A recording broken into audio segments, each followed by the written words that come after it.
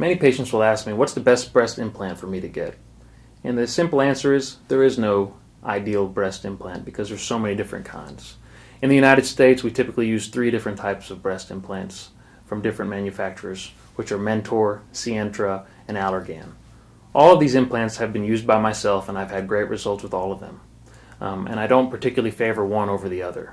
What I do favor is choosing an implant based on your size, your tissues, and your goals. This is very important, as I feel that the most important thing in selecting an implant is really understanding a patient's goal.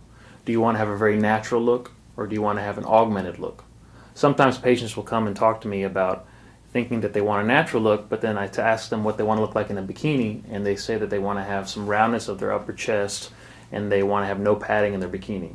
And what they don't realize is that's an augmented look. So that's the first and probably the most important thing what I use in determining what type of implant I'm going to use. The next thing that has to be decided is silicone versus saline.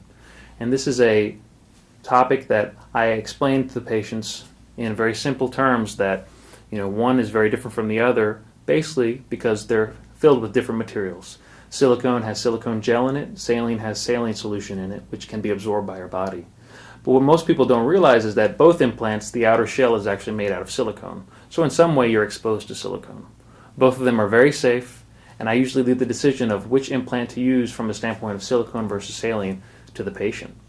When selecting size, profile, and the texture or smoothness of the implant, I reserve that decision to myself along with the patient because it's very important for them to be a part of that decision. I will often let my patients see the implants so they have a kind of an idea, touch them, and have an idea of what they feel like, what they look like, and they can even put them in their bra and see how they simulate the size. It's not a perfect way to do it, but in my experience it helps a lot for patients to kind of have an idea of how their implants are going to behave.